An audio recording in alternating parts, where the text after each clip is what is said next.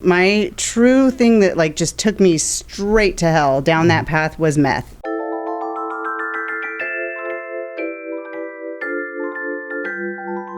Today's episode is become the person that you admire. Become the person that you always needed. As I stand here in my Salvation Army uniform, I'm now the man in my first day of sobriety. I could have put my arm around myself and said, let's move in a whole nother direction. I can't wait for this episode. Episode 8 coming at your living room like a blessing from the Lord. Let's go, baby!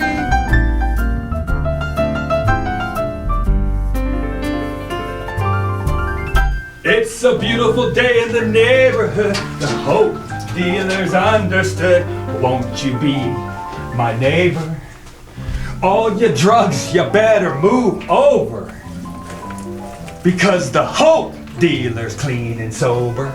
Won't you be my neighbor?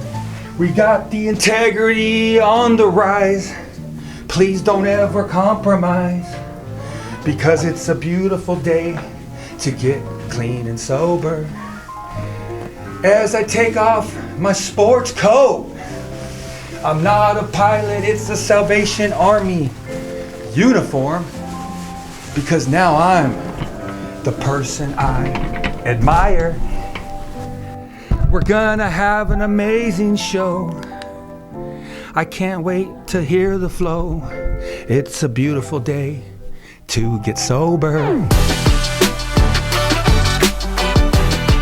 You're listening to the 90 and 90 podcast, the internet's gateway to sobriety. We ain't stopping until we got Robert Downey Jr. sitting right here in the studio. Today's guest, we got the amazing Megan Schneid, 7 years sobriety. She has an amazing testimony. I can't wait to hear her experience, her strength, and her hope. And she is definitely the woman that you admire. How's it going, Megan? I'm doing good. Thanks for having me. Welcome to the show. We're the internet's gateway to sobriety, and we're super thankful to have you come on today. I'm not a pilot, you know what I'm saying? Have now become the person that I admire. I am now the person that I could have walked into the room on my first day of sobriety, put my arm around myself and said, let's go in a whole nother direction, you know? Yeah. Let's get started from the beginning, you know? How was your childhood? Oh my goodness. My childhood was actually amazing. So there's nothing outside, you know, on that picture perfect outside childhood that would say, oh, this girl's, I understand why she went that way and did drugs and alcohol. White picket fence, you know, I had a very supportive family.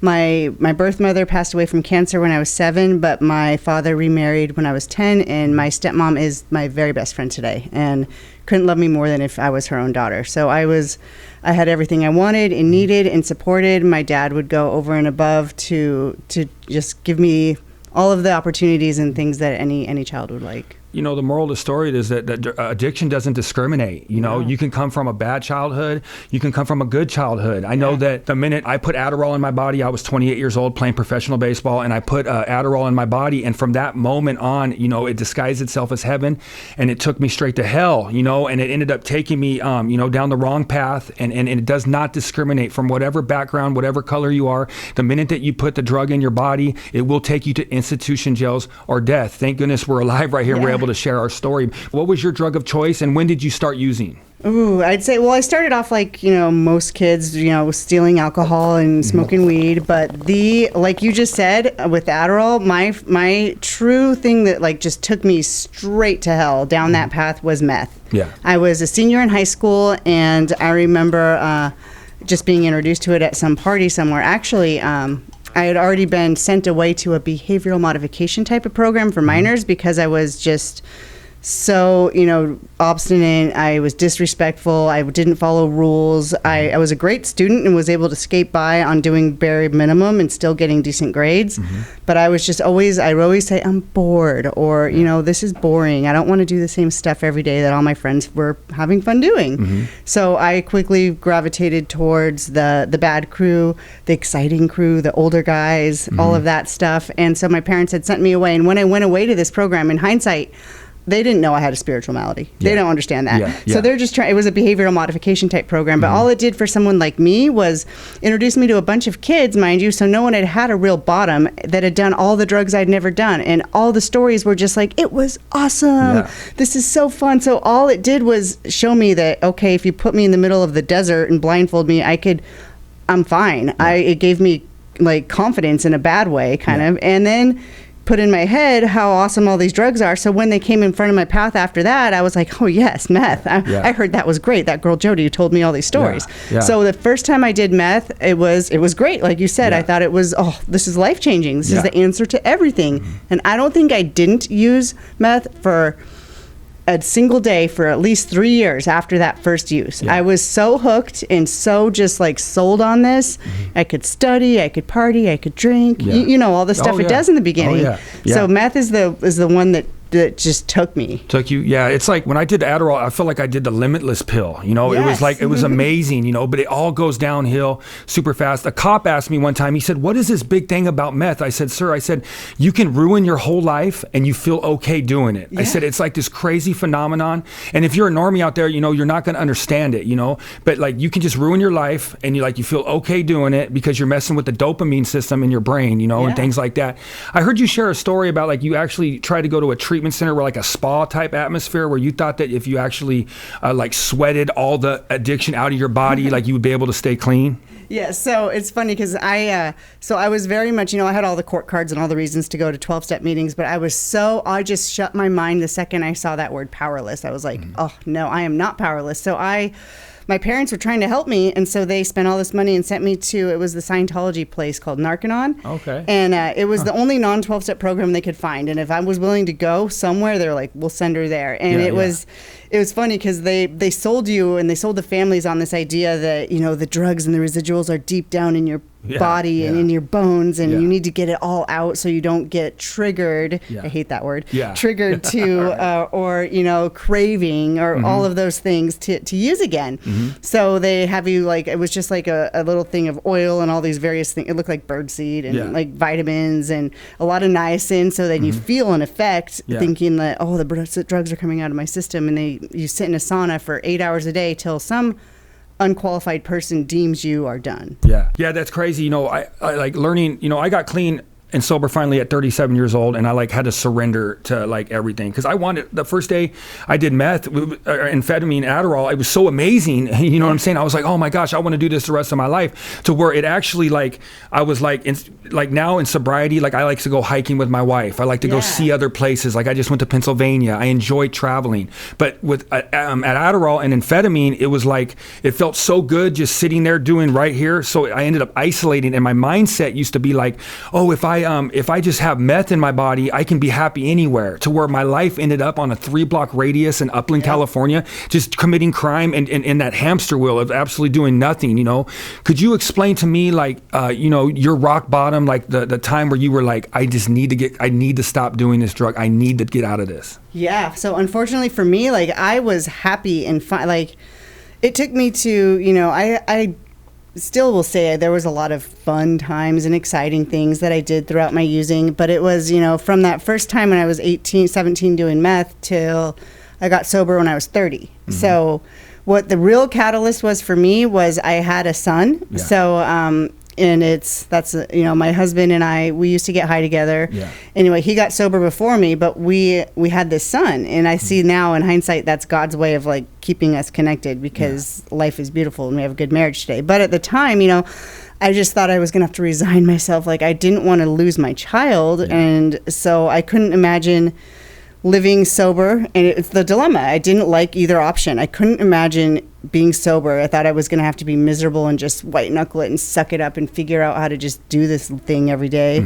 And I couldn't imagine continuing to use, because then I would lose my child. So I remember I tried for, even after he was born, I was sober for the pregnancy. He was born and I relapsed, and I was a different style of using. It was more isolating, just because I thought I needed it to feel good or to feel normal.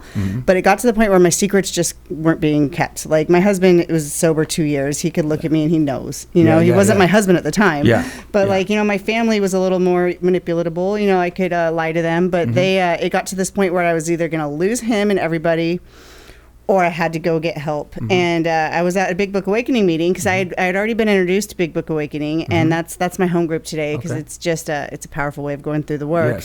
But and while I was there, I was sitting on the steps, and I looked at my husband. I was just like, or Jared, he wasn't my husband, and I said, just take Logan. I give up. I can't do it. I was like, just take him. And he looked at me and he's like, that's the first time you told me the truth. Wow. Maybe there's, and then he went inside, got Tyla, who got someone else, and I was offered a scholarship to treatment.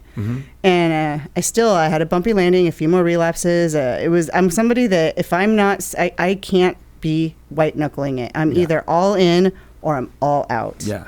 So it took what it took, and it's seconds and inches. God is never late. I love that, God's timing. His timing, but it was like seconds and inches, like things. It's just crazy when I look back at the way things worked out. But I remember.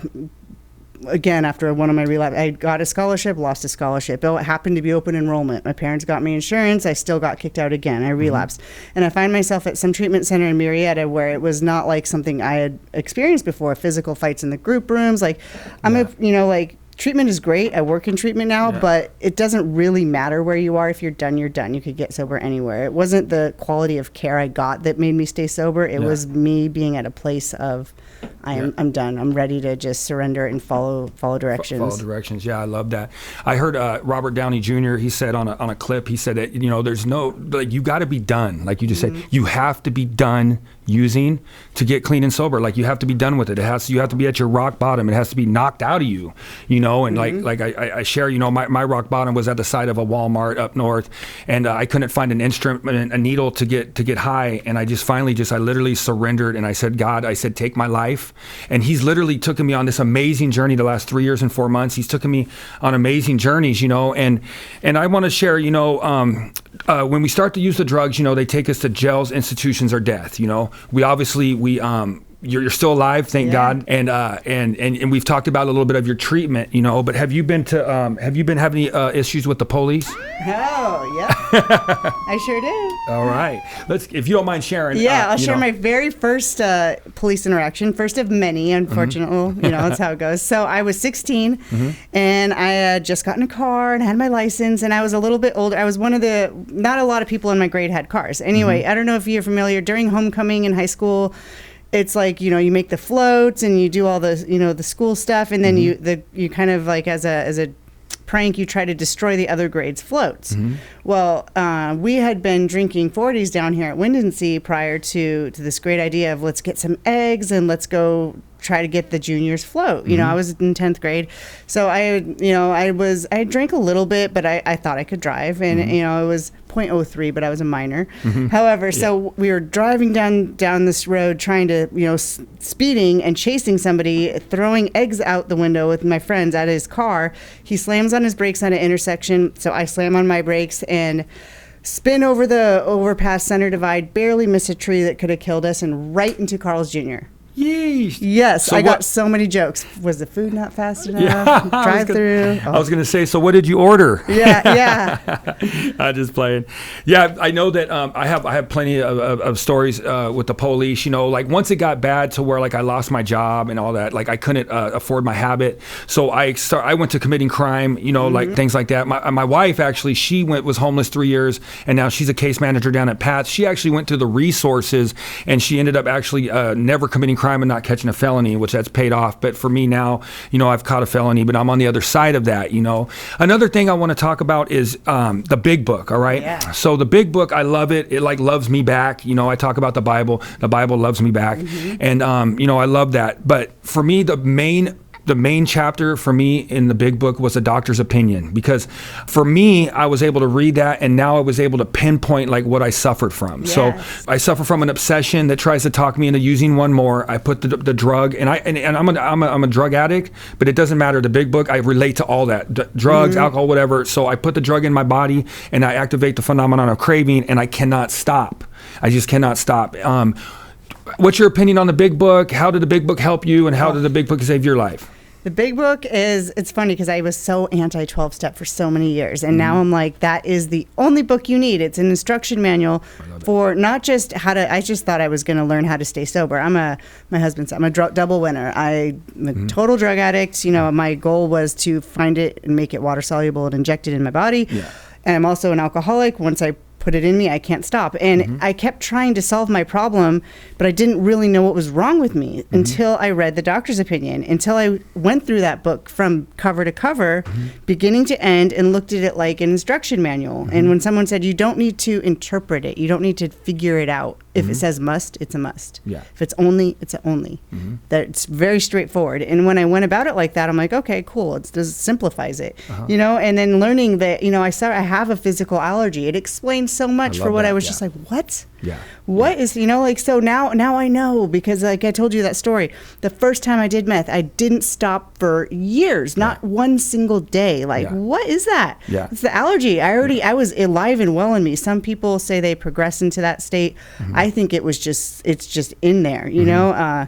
I'm bodily and mentally different, and understanding and knowing that I am always going to be a drug addict and an alcoholic is helpful. I'm in a recovered state. I don't say I'm suffering from that today, but I will always have that allergy in me. And so understanding that once I start, the phenomenon of craving takes off. And even from a sober state of mind, I have a brain that'll tell me that this time it'll be different. Yeah, you know? Yeah. Like I heard you share, and it's just such a blessing that you grasp this, because that's what keeps me from going out there and doing one more, is because I understand that I suffer from an allergy, and that the allergy, the obsession, only wants to tell you the good times. Yeah. It wants to talk about. They talk about. There's a saying, you're always trying to chase that first high. Yeah. And I remember that when like I put the Adderall in my body, and it was so good for those first 2 years that like my addiction wants to go play back. I mean, I feel like the obsession's kind of been lifted now, 3 years and 4 months, but I continue to work. I continue to do the work, and I continue to stay on that pink cloud. Yeah. Anyways, I love the pink cloud. This just in, we got Johnny in the Sky. Hey, what's the meetings looking like in San Diego today? Monty, good to hear from you. Johnny in the Sky. Yes, tonight's meetings are looking pretty good, action-packed. A lot of good things to be said. That's me right over the top of you. That's a little tailwind heaven. Oh, I'm going to arrive a little bit early to that. Looking like 6 o'clock arrival for me. Going to put this bad boy down. See you at Alano. Thank you, Johnny in the Sky. Hey, you land that bird safely, and I'll see you at the 6:30 Alano Club meeting. I heard you explain the obsession on one of your audio tapes, and I just love the way that you explain the obsession, how it tries to talk you into doing this and that, trying to just get that one more drink in your body, or that one more drug in your body. Do you mind sharing on the obsession? Yeah, sure. So like the mental obsession is, you know, when you hear people in meetings, I'm craving, or you hear in treatment, I'm craving. No, you're obsessing. You're sitting here physically sober. You don't have any drugs or alcohol in your system, and you still think it's a good idea. You want to go get high. Why is that? You know, why is that?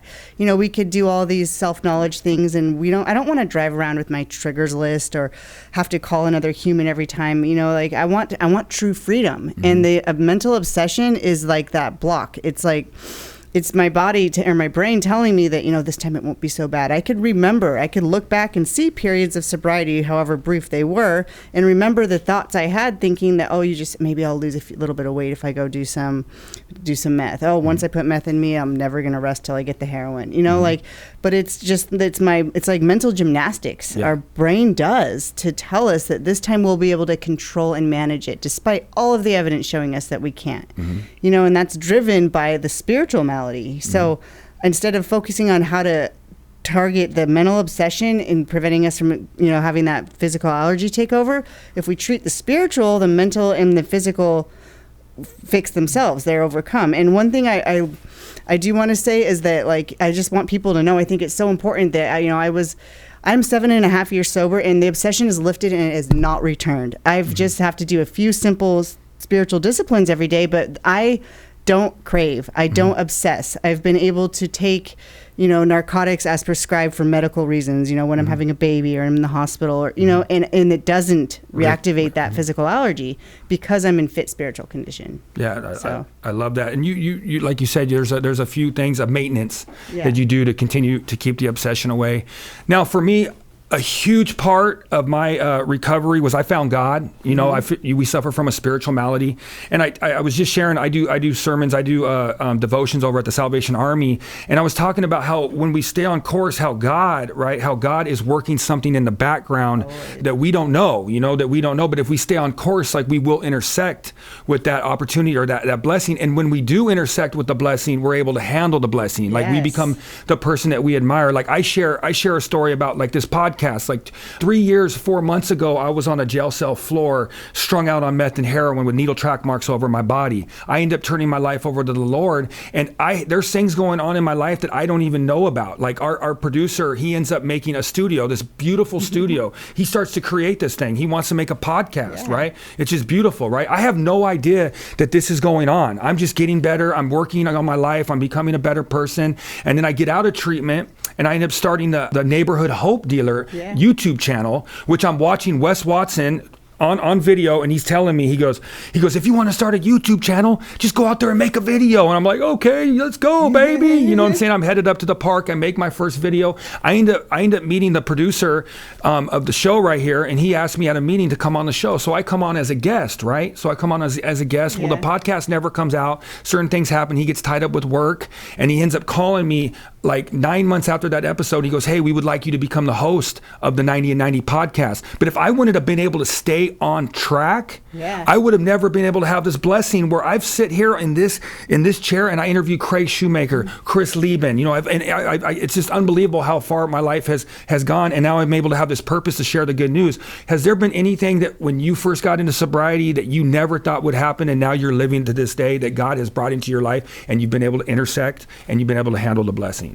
Pretty much, like my entire life. Like if someone had said, 7 years ago that this is the life I'd lead, I would have been like, no way. Like when I just got here, I was uneducated. I couldn't even get a bank account. I had, done so much, credit card and bank fraud and stuff like that. Yeah. Couldn't get a bank account, uneducated, didn't have a driver's license, didn't have a car.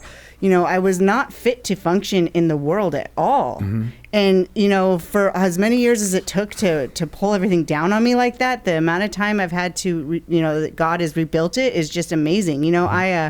I have an amazing marriage to a man. We used to get loaded together, and we are able to provide a beautiful life for our kids. The life that I was given as a kid, and I always saw myself living, but just didn't think it was ever going to happen for me anymore because I just ruined it so much. I'll never get a job.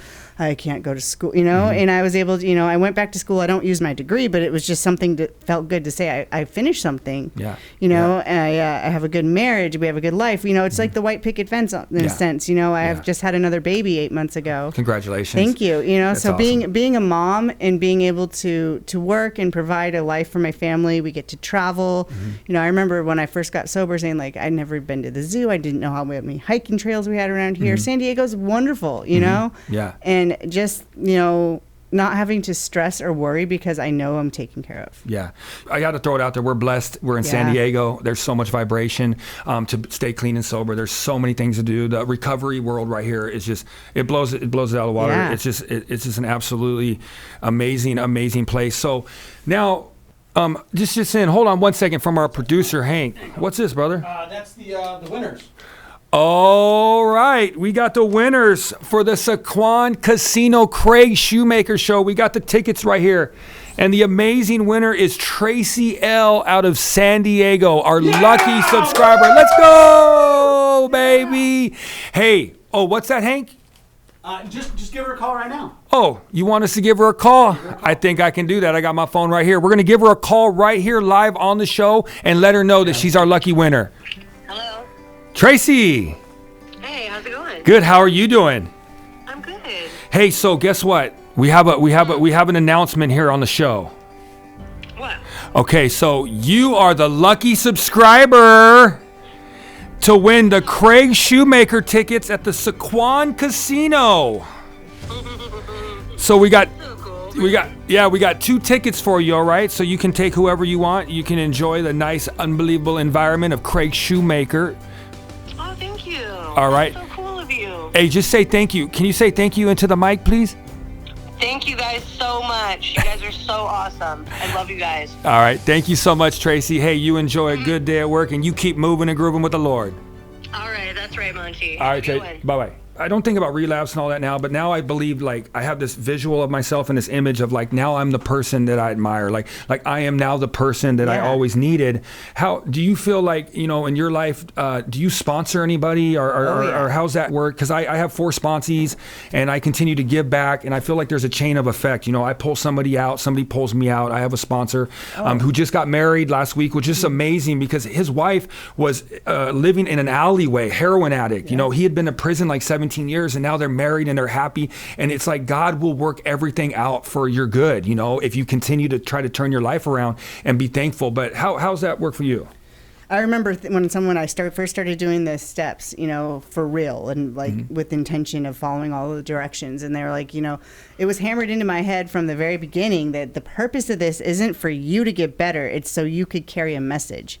We do this, and the only way it works is a spiritual law. You know, you can't keep, you know, you have to give it away to keep it, you know, and so I knew that was coming for me, and I was actually excited to do it because it's laid out so perfectly. And so there's never been a period of time since I finished my steps that I have not been working with at least one woman.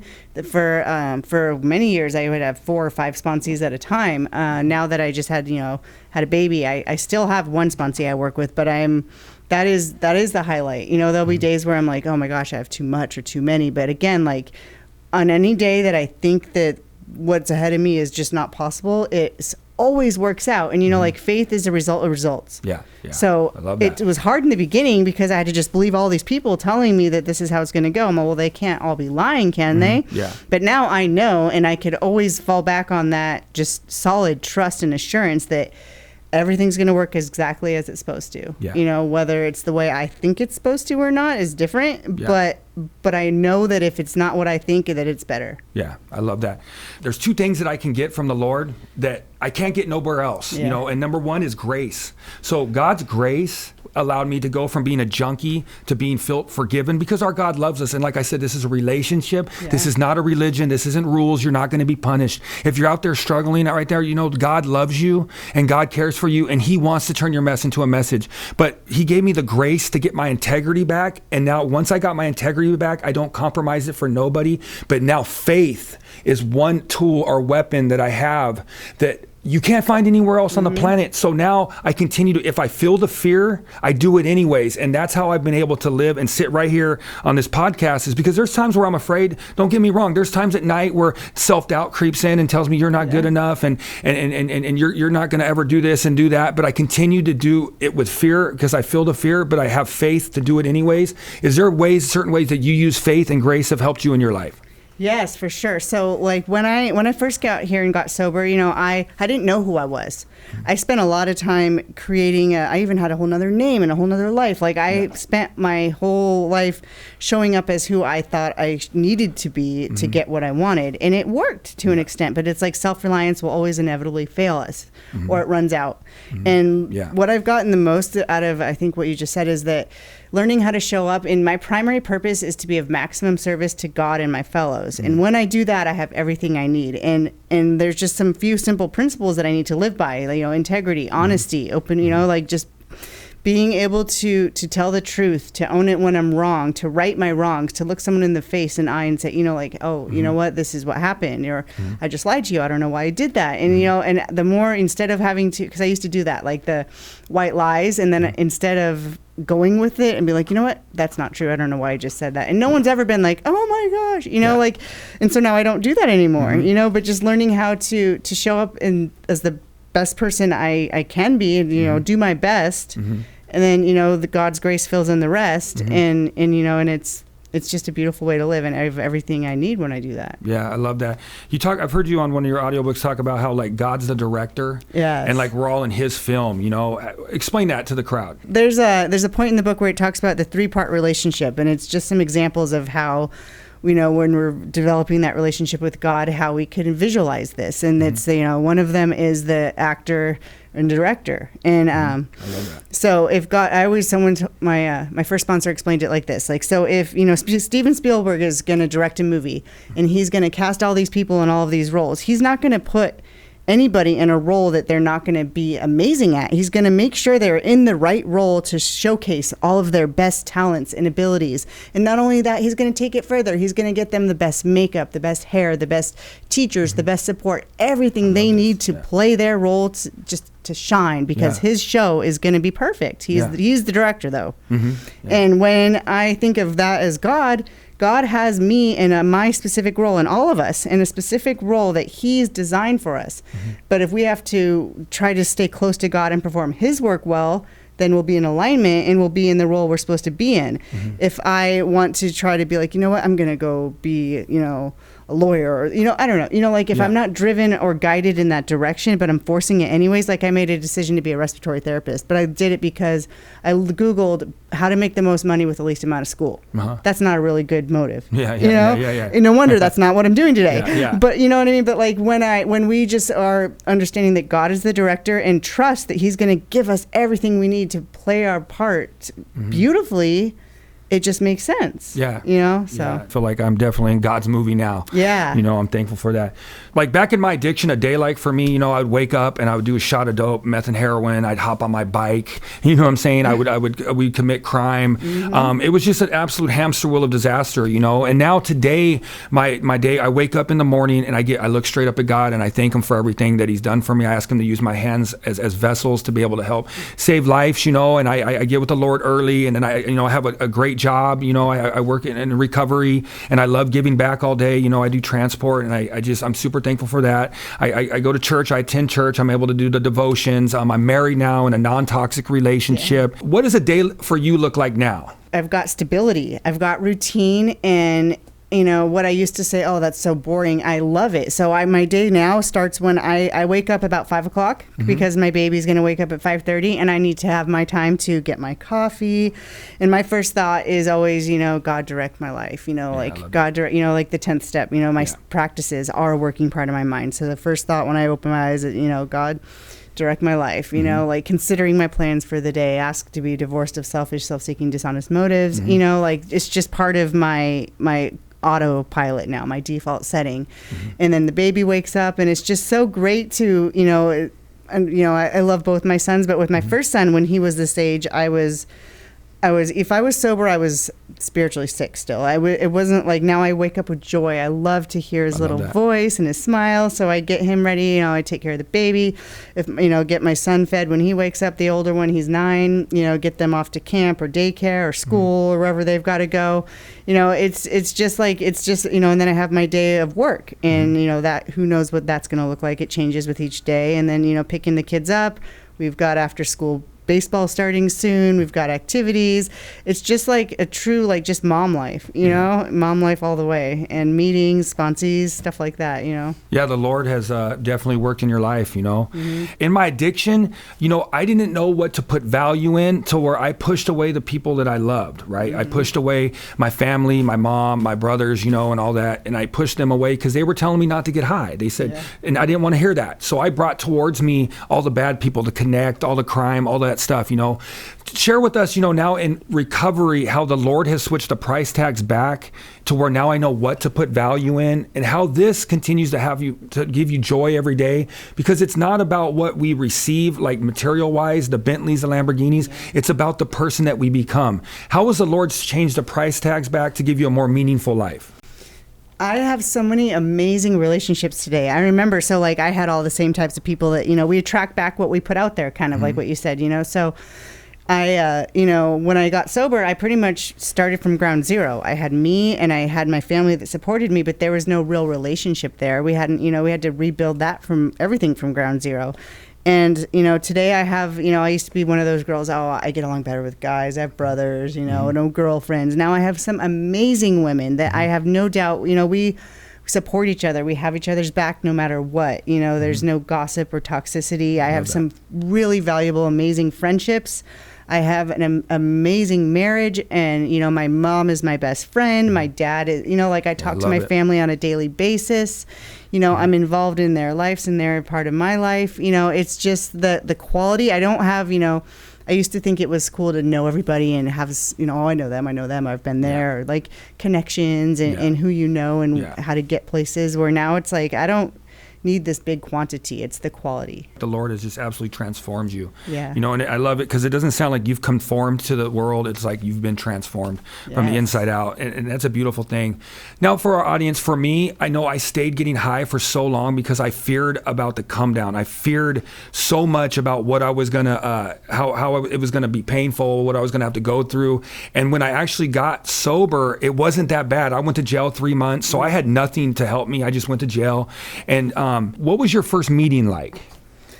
Ooh, so my first true meeting that I went to, I'd say I spent a lot of time, I was on court cards. I got multiple, DUIs. I would always go to meetings, do the DUI classes, but I was not present in there. My mind was shut. I was there to get a signature.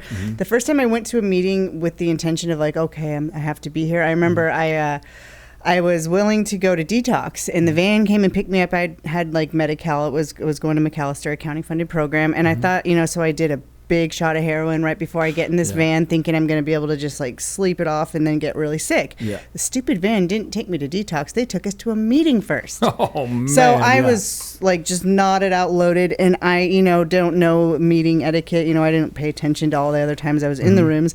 And they took us to an AA meeting, and I love AA today. Mind you, just did a big shot of heroin, and I'm in an AA meeting, and I feel like, I really have something I need to share in this meeting. So I start to try to share.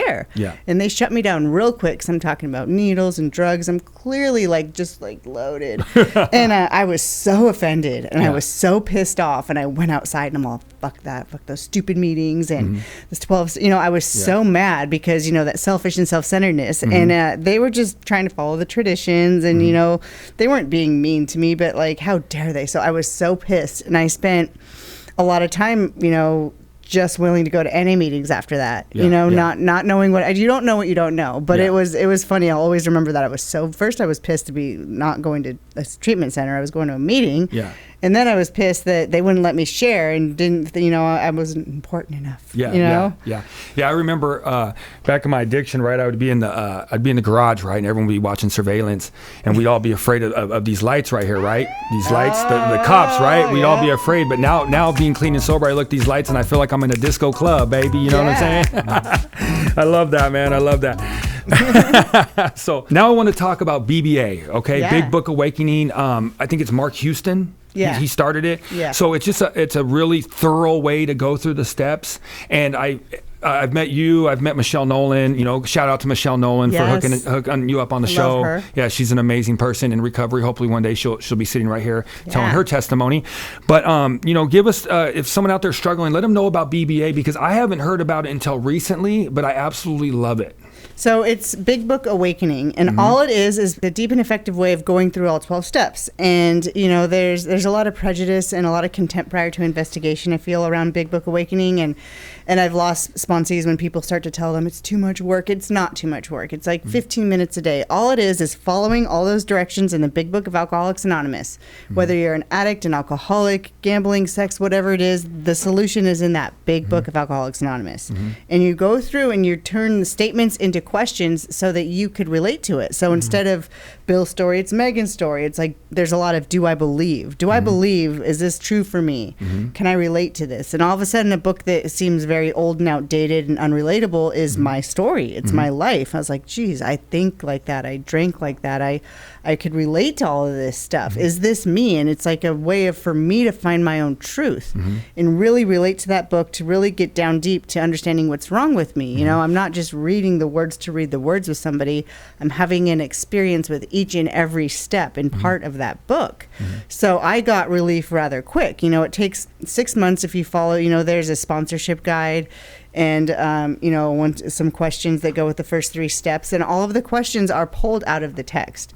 I can't tell you how many different ways, and I'm not knocking any way to go through the work. If you're doing the work, that's better, that, But it's like, I know that the directions I'm following are the same ones Bill Wilson did. It's not like, oh, I don't need to explain how my life is unmanageable in 20 different ways. That's not, I need to understand I have a physical allergy, a mental obsession, a spiritual malady. That's step 1. So it's just a deep and effective way of going through the work where I really, truly feel like crap at the end of step 1 because you're supposed to feel hopeless, like, oh shoot, I'm defeated, I can't do this on my own. Ready for step 2, oh, maybe there is a God that's going to help me, and so forth. So they all just lead into each other, and Cool. it's just, it transformed my life, not just my recovery. Yeah, I love that.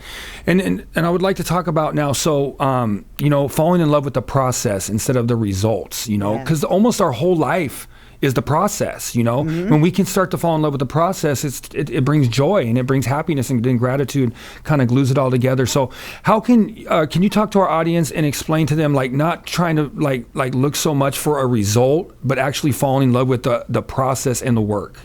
Yeah, so it's beautiful, because as you go through, or for me, when I went through this work, my goal was to just not want to get loaded every day. I didn't know I was going to be getting such a massive return on this little bit of work I'm going to be doing, and there's no ceiling, there's no limit. Just because I finish the steps and I start taking the other sponsees through, it doesn't mean I'm done. Like, the coolest part is there's so much God and so little me that there's always room for more. There's no ceiling. Yeah. So it's a continual quest to continue to grow in understanding and effectiveness. It's not, there's no end in sight, and that's really cool. Yeah, I love that. Maybe this is a normie question, but how do you go to the grocery store and walk past all the alcohol in the alcohol aisle and not have any cravings? What do you do? So this is one of my favorite things. Like, the book talks about it. In the beginning, when we're sick, it's like there's fire there, and you still think this is the mental obsession, that I'm going to be able to touch this fire and not get burned. But that's just crazy. That's how powerful the addiction is. We think we could figure out a way to touch fire and not get burned. Whereas as we come full circle and we're in a recovered state, the 10-step promises say we recoil as if from a hot flame, safe and protected. Like, it's like, I know to drink or use is to die. It's horrible for me. And my default setting now is just no different than if a bus is coming down the road. I don't have to be like, what do I do? Do I have to call someone? How do I not get hit by a bus? I just instinctively don't step in front of the bus. Whereas now I we have alcohol at my house. I've got bottles of liquor, and wine for my family, and it just sits there, and they bought it, they leave it there, they drink it when they come over, and it's just, it doesn't faze me. Like, I don't want that. It's like fire. Yeah. You've seen the joy of recovery. Yeah. There's no, it's not worth. That's what I'm saying. Like, you can have true freedom. And I feel like I heard people sharing in rooms like, oh, I have 4 years sober and I just mowed my lawn and did laundry today. I'm like, fuck, that's an awful life. Like, I wouldn't, if I don't get better results by what I'm doing to stay sober, I'm going to go get loaded. Like, that sounds miserable to me. I don't want to have to live like this. I want true freedom. Yeah, true freedom. And it's for everybody. If I could be free and you're free. Yeah, 100%. People, there's something called like the dry drunk, Yeah. And they don't work the program, because when you take the substance out of your body, you still got to work on your mental health. Like the substance and our mental health. That's our solution. Yeah. Substance was our solution for our mental health. Substance and our mental health, they don't play well together. But if we take away the substance, we can contain our mental health and we can enjoy life, and stay on that pink cloud. So, oh, yeah. Yeah. I've had a 7.5 year pink cloud. Like, I don't. Yeah, that's what I love. I love. You know what I mean? Like, yeah. I never once. I didn't have a fake. It was. I got recovered and I've stayed that way. Life happens. There's been challenges, but nothing that I can't say that. Yeah, no, I absolutely love it. Like me walking with the Lord. I'm able to, things that I can't handle, that I can't control, I can control me. Yeah. But the things that I can't control, I can give up to God. And that's just, it's an amazing, like, God's changed my whole entire life. Same. Man. I just want to be on Team God, baby. For sure. And even like the way in which I pray, like lately, like, so if my baby's just screaming and he's very wiggly, and I'll be like, thank you, God, for the strong, beautiful lungs and the air my baby is breathing and his really strong body that is just, I can't even contain, thank you. Yeah. And thank you for getting me through to the other side, because this is temporary. I should be grateful I have a baby that could scream and move so well, instead of like, oh, like, because they feel it. It's just like the way I pray, as if it's already happened. Yeah, I love that. Like they say, you pray once and then you start to thank him for it. Yeah, so we don't continue to pray. It's like, dear Lord, can we have just an amazing day and help save lives? And then all of a sudden you thank him for giving you that life, Yeah. And that's the power of prayer. And it keeps me lined up. So prayer keeps me lined up. So every morning I do the same prayers so they keep me lined up with my purpose, because right in the morning you got to really seize your day right away, you know. And I'm super thankful. I love the Lord, man. I love Salvation Army, man. Yeah, no, it's great, and you could see it, and in that's like, you know, when it shines through people, that's the most powerful people that they're attractive, and like you attract back what you're going to put out there. Yeah, by attraction, not promotion. Exactly. Yeah, so I show up to work, and I'm just fired up every morning. And I've actually at my job, I've had kids, because they don't really have God in the private treatment, you know. So I know. You know what I mean? So I've had actually clients come, and I've had the whole house praying before,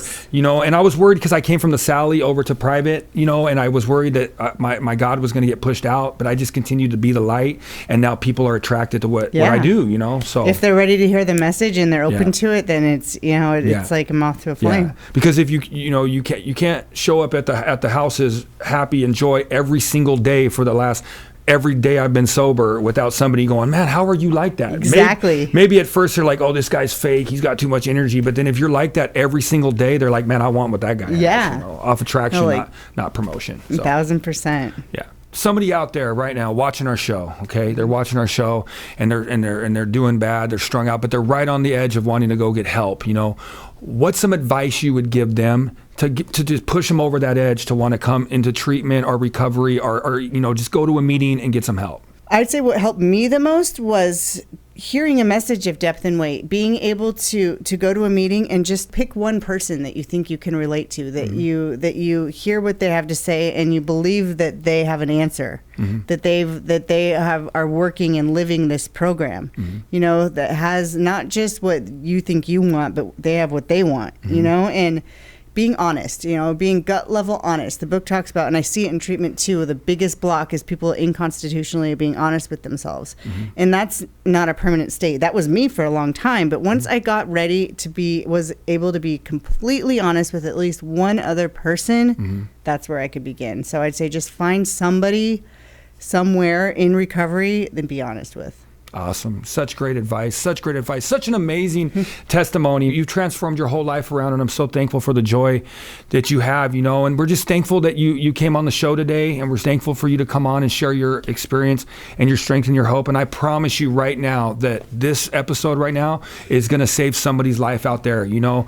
And just thank you for everything, Megan. Oh, thank you so much for having me. I really hope so. This is really cool. This is a great setup, a great thing you guys got going on here. So all right, thank you, Megan, for that amazing testimony. Wow, guys, episode 8 is in the books. Today's episode was become the person that you admire, become the person that you always needed. If you haven't liked, follow, or subscribe to our channel, do that now, because as we do that, it will continue to push the algorithm out to more people, and we can save more lives. Episode 9 will be coming out next week. Hey, drugs, you better move over, because it's a good day to get sober. Let's go, baby!